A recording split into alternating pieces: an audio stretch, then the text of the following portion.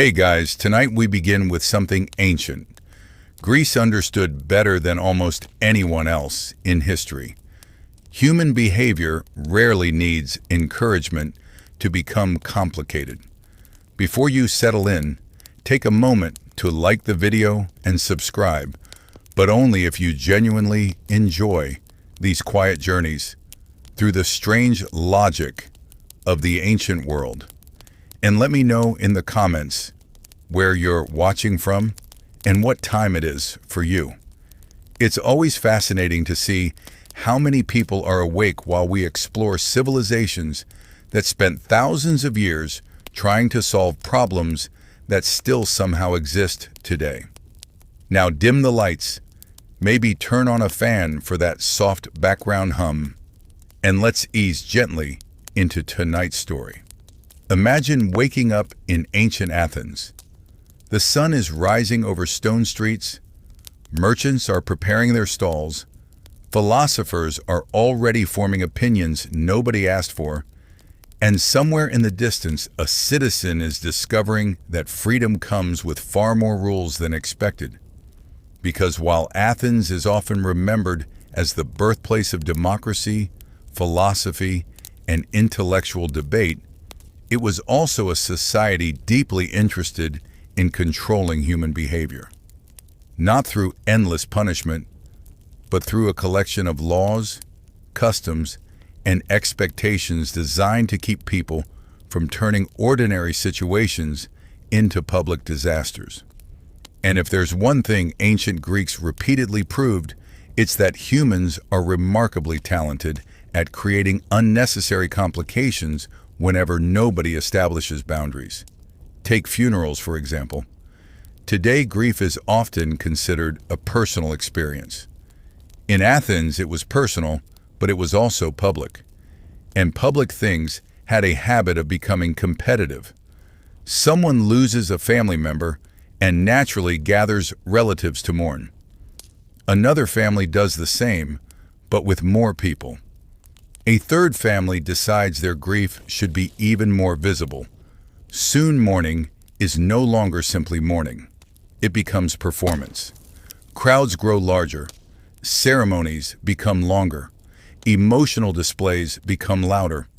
And before long, everyone is quietly comparing tragedies as if sorrow itself has become a contest. The lawmakers of Athens looked at this situation and concluded that absolutely none of it seemed healthy. So restrictions appeared. Attendance was limited. Mourning periods were regulated. Public displays of grief were expected to remain controlled. Women who traditionally led funeral rituals were encouraged to avoid excessive demonstrations that might turn private loss into a citywide spectacle. It sounds strict, but the reasoning was surprisingly practical. If grief becomes competition, then people stop focusing on the person they lost and start focusing on how their mourning compares to everyone else's. The Greeks understood that human beings have a remarkable ability to transform almost anything into a status competition, including sadness. By limiting funerals, they weren't trying to eliminate grief. They were trying to protect it from becoming theater. This concern about competition appeared everywhere in Greek society, especially when money entered the conversation. Imagine you've become wealthy. Perhaps your farms are thriving. Perhaps your ships return loaded with valuable goods. Maybe your family has accumulated generations of success. Naturally, you might feel tempted to display that success. Better clothing, expensive jewelry, decorative items that quietly announce to everyone nearby that life is treating you exceptionally well. Ancient Athens, however, preferred modesty. Wealth itself wasn't considered dangerous. Visible wealth was. Because once people begin comparing lifestyles, tensions emerge. Neighbors become observers. Observers become critics. Critics become people who spend far too much time discussing why someone else has more than they do. The Greeks understood that inequality becomes far more noticeable when it is displayed openly. So many city-states discouraged excessive luxury. Wealthy citizens were expected to exercise restraint, dress nicely, certainly, but not so extravagantly that you become a walking monument to financial success. The goal wasn't equality. The goal was stability. A society where people constantly compare themselves to one another becomes a society filled with resentment. And resentment, as history repeatedly demonstrates, rarely improves anything. Of course, Athens worried about something even more dangerous than wealth: power. Specifically, power concentrated in the hands of one person. The Greeks carried a deep fear of tyranny. They had seen ambitious individuals gather influence, attract loyal followers, and slowly transform political systems into personal kingdoms. By the time a tyrant fully emerged, it was often too late to stop them. So Athens developed one of the most unusual political mechanisms in history: ostracism. Once each year, citizens gathered and considered a simple question: was someone becoming too powerful? Not necessarily guilty of a crime, not necessarily plotting anything, just becoming influential enough to potentially threaten the balance of the city. If enough citizens agreed, they wrote that person's name on pieces of pottery called ostraca. If one name appeared often enough, that individual was required to leave Athens for 10 years. No prison sentence, no confiscation of property, no formal accusation, just exile. Imagine waking up respected and admired only to discover that thousands of your fellow citizens collectively decided you were becoming slightly too important for everyone's comfort. It seems harsh, yet from the Greek perspective, it was preventive maintenance. Better to temporarily remove a potentially dangerous figure than risk allowing another tyrant to emerge. It wasn't punishment for what someone had done. It was protection against what they might eventually do. Participation in public life carried expectations as well. Modern democracies often allow people to ignore politics entirely if they choose. Ancient Athens viewed that attitude with suspicion. Citizens were expected to attend assemblies, vote on issues, and contribute to public discussions. The Greeks even had a word for people who focused exclusively on private concerns while ignoring civic responsibilities: idiots. Originally, the term didn't imply stupidity. It referred to someone detached from public affairs. To Greek thinkers, democracy only functioned if citizens actively participated. If too many people withdrew into private life, decisions would gradually be controlled by smaller and smaller groups. Power would concentrate. Accountability would disappear. The entire system would weaken.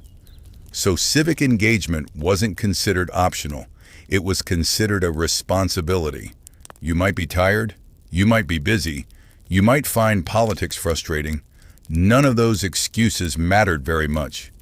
If you benefited from the city, you were expected to help govern it. Democracy wasn't something you watched. It was something you did.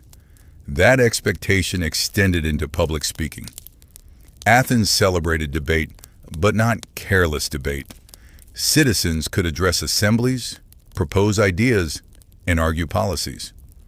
However, standing before hundreds or thousands of fellow Athenians carried risks.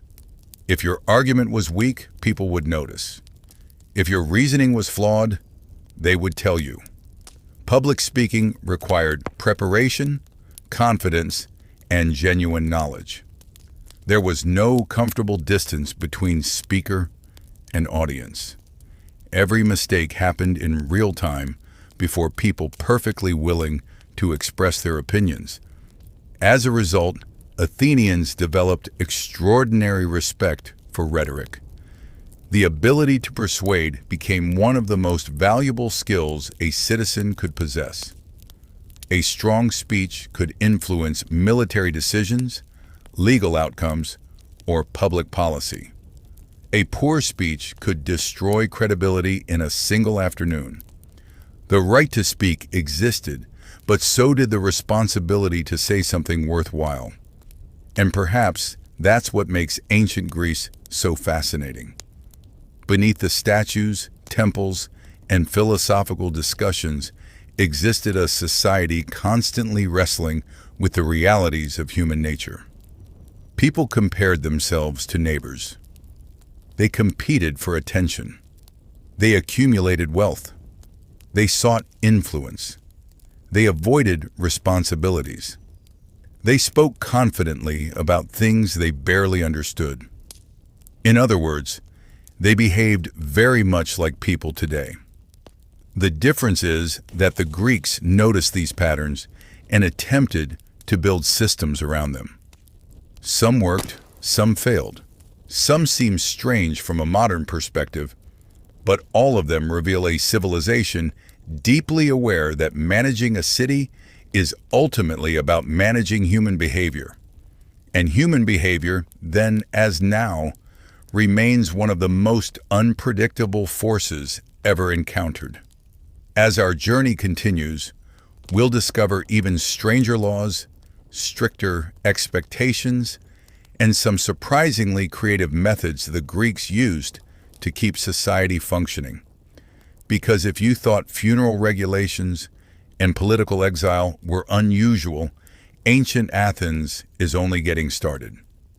As we continue our journey through ancient Greece, it becomes increasingly clear that the Athenians trusted democracy far less than modern people imagine. They invented it, certainly, but they also spent a remarkable amount of time worrying about what citizens might do with it.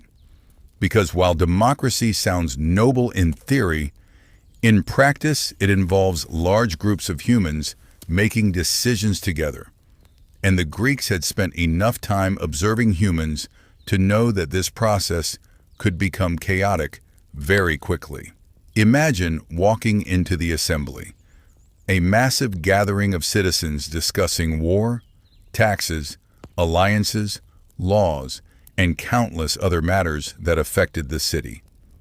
The atmosphere is loud. Opinions are everywhere. Every speaker believes he has the solution. Every listener believes he could probably do better. Somewhere in the crowd, someone is already preparing a speech that will either save Athens or embarrass himself beyond recovery. This environment creates opportunities, but it also creates risks. A persuasive speaker can inspire good decisions. He can also convince people to support terrible ones. The Greeks understood that charisma is not the same thing as wisdom, though the two often disguise themselves as one another. This is why public life in Athens constantly balanced freedom with caution. Citizens were encouraged to participate, yet expected to think carefully before doing so.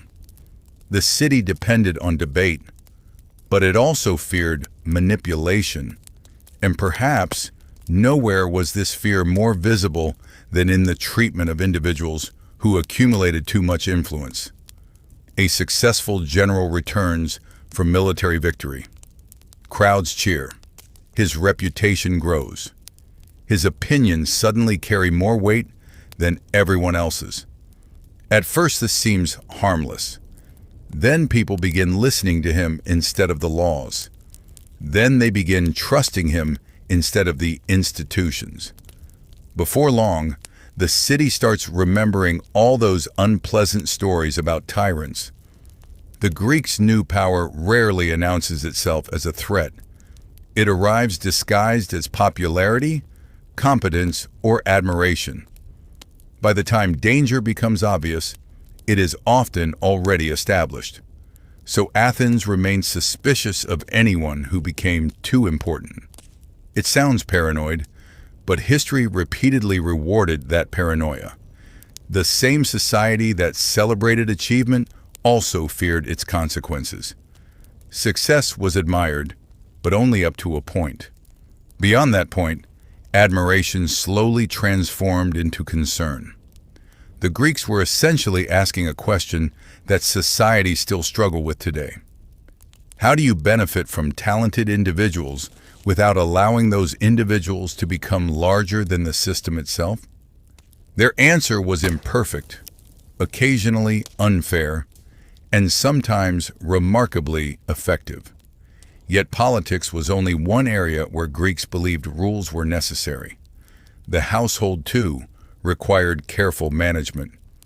Family was not merely a private matter, it was the foundation upon which inheritance, citizenship, property rights, and social stability rested. If families became unstable, larger structures could follow. This concern explains why Greek attitudes toward relationships often appear shockingly strict to modern observers. Consider adultery. Today, people might expect legal consequences involving divorce, financial disputes, or social embarrassment. In Athens, the situation could become considerably more dangerous. If a man was discovered committing adultery with another citizen's wife, the husband possessed extraordinary legal protections. In some circumstances, immediate violence was considered justified. To modern minds, this seems severe. To the Greeks, it reflected the importance of certainty within the household. Questions of inheritance mattered enormously. Families needed confidence regarding lineage, property transfer, and social obligations. Adultery threatened that certainty. It introduced doubt where the system demanded clarity. As a result, penalties were designed not merely to punish wrongdoing, but to discourage behavior considered disruptive to the broader social order. Whether one agrees with the logic or not, the reasoning reveals how differently the Greeks viewed personal relationships. What appears private to us often appeared political to them. The same pattern emerges when examining citizenship. Modern nations frequently allow individuals to become citizens through residence, naturalization, or legal processes. Athens was far less flexible. Citizenship represented membership within a highly exclusive political community. It granted rights, privileges, and influence over public affairs. Therefore, access remained tightly controlled. Having one Athenian parent was insufficient. Both parents generally needed to be citizens. Imagine spending your entire life in Athens. You speak the language, you contribute to the economy, you follow the laws, you know the culture as well as anyone. Yet because of your ancestry, full citizenship remains permanently unavailable. Frustrating? Certainly. Intentional? Absolutely. The Athenians believed political power should remain within a defined group connected by family, tradition, and shared identity. They feared that expanding citizenship too broadly might weaken social cohesion or introduce competing loyalties. Whether this fear was justified is debatable. What matters is that it shaped the structure of Athenian society for generations. Citizens occupied one category, foreign residents occupied another, slaves occupied yet another. Rights, responsibilities, and opportunities varied dramatically depending on where you stood within this hierarchy. Equality, despite Athens' democratic reputation, had clear limits. Democracy existed, but participation was restricted to a relatively small portion of the population. And while many modern observers focus on these limitations, the Greeks themselves saw them as protective barriers, preserving the integrity of the system. Even leisure activities reflected this desire for structure and control. Consider wine. Ancient Greece loved wine. It accompanied meals, celebrations, religious rituals, intellectual discussions, and social gatherings. Yet despite this enthusiasm, the Greeks regarded uncontrolled drinking as deeply embarrassing. The ideal symposium was not a drunken chaos of shouting and poor decisions. It was a carefully organized event combining conversation, entertainment, philosophy, and moderate intoxication. Wine was diluted with water because consuming it undiluted was associated with excess and lack of self-control. A designated leader often determined how strong the mixture would be and how quickly participants would drink. Imagine attending a gathering where someone else controls your alcohol intake for the evening. It sounds restrictive until you remember that the alternative is a room full of increasingly confident people discussing philosophy while progressively losing the ability to pronounce philosophy. The Greeks valued self-control almost obsessively. Excess in any form, whether wealth, emotion, ambition, or drinking, was viewed with suspicion. Balance mattered. Moderation mattered. The ability to govern oneself was considered essential to governing anything else. This ideal appeared repeatedly throughout Greek thought. Philosophers discussed it. Politicians promoted it. Parents attempted to teach it. Reality, of course, remained less cooperative. Humans continued behaving like humans. People still pursued status. They still made reckless decisions. They still overestimated their wisdom after consuming wine. Yet the cultural expectation remained clear. A respectable citizen exercised restraint. He avoided extremes. He recognized that freedom without discipline eventually creates problems for everyone involved. Looking back, one of the most fascinating aspects of ancient Greece is how familiar many of these concerns feel. The Athenians worried about political polarization, misinformation, public participation, wealth inequality, social division, and the influence of charismatic leaders. The terminology has changed. The technologies are different, but the underlying questions remain surprisingly recognizable. How much freedom should individuals possess? How much responsibility accompanies that freedom? How do societies encourage participation without encouraging chaos? How do they reward success without allowing success to undermine stability? The Greeks never discovered perfect answers. No civilization ever has. What they left behind instead was an ongoing conversation. Their laws, customs, and institutions represented attempts to navigate problems that continue challenging societies thousands of years later. And perhaps that is why ancient Greece remains so compelling. Beneath the marble statues and philosophical texts existed ordinary people struggling with extraordinary questions. They argued, they worried, they experimented. They succeeded sometimes and failed often. Yet through all of it, they remained committed to understanding how communities function and why they sometimes stop functioning. As the sun sets over Athens and the debates in the assembly finally begin to quiet, one lesson emerges again and again. The Greeks did not believe civilization survived automatically. They believed it required effort, participation, restraint, and constant vigilance. Without those things, even the most impressive society could slowly unravel. And as we move deeper into the strange and surprisingly relatable world of ancient Greece, we'll discover that some of their most unusual rules were not created because people were different back then. They were created because people were exactly the same.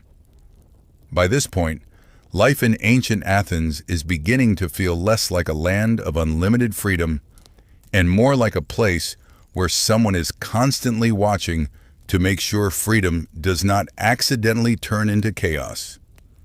And nowhere was this more obvious than in the education of young citizens. Imagine growing up in Athens. From an early age, you are taught that being a citizen is not simply something you are. It is something you must learn how to be. You study poetry, rhetoric, music, physical training, and philosophy.